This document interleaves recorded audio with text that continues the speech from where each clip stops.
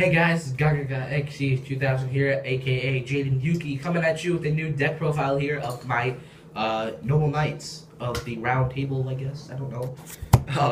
Yeah, so Noble Knights have gotten a lot of support lately. The whole Noble Knights of the Round Table thing. I actually got one for Christmas, so I made a deck out of it. A lot of new support. So yeah, let's get into the deck profile. First, in really every Noble Knight deck, you're gonna really need to play the new card, Triple Noble Knight Bedouir. And what Bedouir or Bedouar can do, whenever he's normal or special, you can send one Noble Arms equip spell from the deck to the grave, and so and whenever you Xyz summon, you can or synchro summon, whatever, more Xyz summon. This is more the Xyz deck than synchro, but there's still some of that synchro-esque. So whenever, you can target an equip spell in the graveyard with his effect, and then target the appropriate monster that it can equip to, and equip it to that card. So, it's just a, equip-a-hipper. Yeah, so next card, I play Triple Noble Knight Medrot. He's a normal monster until he's equipped with a Noble Arms equip card, and then he's a dark monster, and his level becomes 5. And his new effect is when you control no other monster, you can special summon one other Noble Knight besides himself from defense from your deck, and then destroy one equipped spell you control. So yeah, that's always nice. It's shown me some good results. And then next, I play 3 of the Noble Knight Boars. Boars is always cool, but I mean, if you check out Cyber Knight's A610's deck profile, he says that you should run 2 Boars. I kind of agree with him. I'm trying 3 out right now, but once I get another Effect Veiler, I'm probably going to take out one of these more than likely, because 3 boards just kind of pushes it. So 2 boards is really good, but if you want to run 3, be my guest. Next, I play 3 Merlin. Merlin is probably your main Noble Knight searcher. Whenever you contribute him from the field, and then special summon any Noble Knight from your deck. So it can be level 5, level 2, or whatever. So yeah, and then whenever during either player's turn, you can banish him from the grave, and then synchro or Xyz with monsters you control, with Noble Knight monsters you control. But you can't, or whenever he's tributed, summon the Noble Knight from the deck. You can't special summon any monsters the turn you activate this effect except Noble Knights. So yeah, that's always fun. I play 2 Dristan. Dristan, while you control no other Noble Knight monsters, or while you control another Noble Knight monster, not when you control no others. Your opponent can't target any monsters less than 1800 attack, but the main effect that he's good for is that when he's equipped with a Noble Armed equipped spell, then you can destroy a card on the field. So yeah, that's always, he's a Popper's famous, keeping it real. Then I play 2 Noble Knight Ector, and yes, I have a ultra rare from, what is it, Primal Origin. So yeah, I didn't know what set it was. So yeah, Ector, you banish 2 Noble Knights from your grave, you special summon him. Whenever he's used for Sync or Xyz, the summon can't be negated, and also your opponent can't activate cards or effects when that monster is special summoned. So yeah, he's a good good negator of torrential or solemn warning. That's my brother. Yeah. So that's always good. Next card, I play 2 Guinevere. Guinevere is your main, union. She's not a union, but she can equip herself to any Noble Knight you control from your hand or grave, or that she can equip from the hand or grave. And if it's a light monster she equips to, light Noble Knight monster, then the equipped monster would, whenever it's destroyed, you can destroy her instead. Or if it's dark monster, whenever the dark monster battles an opponent's monster, at the start of the damage step, you just automatically destroy that monster, but then you destroy Guinevere. So that's always good. I play 1 Noble Knight Queen. Queen, I might bump it up to 2, I'm not sure.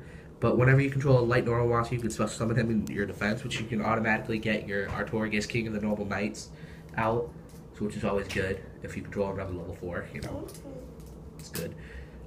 Next card, I play one Lady of the Lake. I play Lady of the Lake just for the synchro. I mean, I sided another one, but just in case. But you know, right now I keep it at 1. It's shown me good results. I play 1 effect failure. I need to bump it up to 2, or you know, even 3, because or I run a breakthrough skill or something. Because effect failure, you know, you need to negate some effects in this deck. You need to, because you know they're not that defensive on their own. So yeah, I play 1 effect failure, but I would really recommend 2 or 3. So next I play 1 Rescue Rabbit. Rescue Rabbit, I mean, it's not horrible, but you can get, you know, 2 Medrots out or 2 Boars out, and you know, exceeds for Artorigus or any rank 4 really, and you know, just Rescue Rabbit. It's always good. Then the last card I play is 1 Honest. I know it's at 2 now, so it's semi-limited, but you know, all the other stuff. I mean, there's not too many light monsters in here, or there's not too many lights. And then whenever some are equipped, they become dark. So I think 1 Honest is good for now. So yeah, on to spell cards. I play 1, 2, 3, 4, 5, 6, 7, 8, 9, 10. 13, 14, 15, 16, 17, 18, 19, 20. 20 spell cards. Alright, let's get this on. Every Noble Knight deck, you need to run 3 Rhoda. I know this one feels like the oddball because the other 2 are platinum rare, but Rhoda, it searches out any basic, you know, Noble Knight, almost every Noble Knight you can have access to, which is always amazing. Then I play 1 Foolish Burial. It's not, you know, horrible, and I'll show you why I play the Foolish Burial, because I play Noble Knights of the Round Table.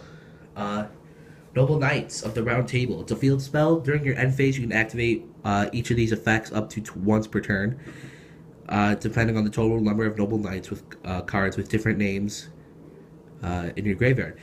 If you have 3 or more Noble Knights, send 1 Noble Knight from your deck to the grave. If you have 6 or more, special summon 1 Noble Knight monster from your hand, then you can equip 1 Noble Arms equip spell card from your hand to that monster.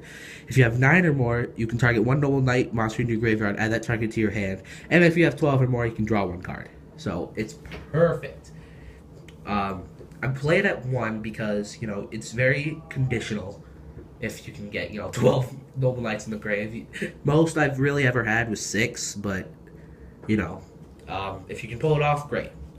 Next, I play 1 Dark World Dealings. Dark World Dealings, I don't really. I mean, if you don't want to run it, this is just a personal preference. But each player draws a card, then discards 1 card. You know, if you need extra Noble Knights in the grave, then you can draw a card and get, you know, discard a card. So if you need more Noble Knights in the grave, that's nothing much more to be said. Next, I play 2 MST. One's common, but the other's platinum. You know, MST's, you know, amazing. I don't really, you know, people say just keep it at 1, but, you know, it's not, you know, uncommon that people run more than 1. Sorry, I dropped something. And then next, I play 1 Last Chapter of the Noble Knights.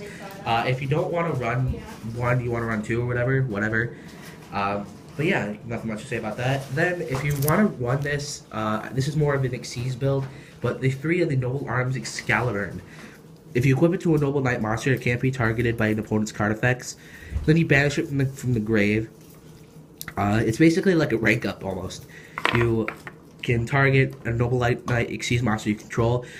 Xyz summon using that card as Xyz material, and Xyz material attached to that Xyz monster, and Xyz summon a new Noble Knight monster with a different name from that deck. And then I play 2 Noble Arms of Destiny. Destiny targets, it's basically like a go golem almost. You can only control 1 Noble Arms of Destiny. Equip only to a warrior type monster. Once per turn, the equipped monster cannot be destroyed by battle or card effects. If this face-up card on the field would be destroyed and sent to the graveyard, it re-equips, basically. So, and then I play 2 Galatine. Galatine is your basic attack booster.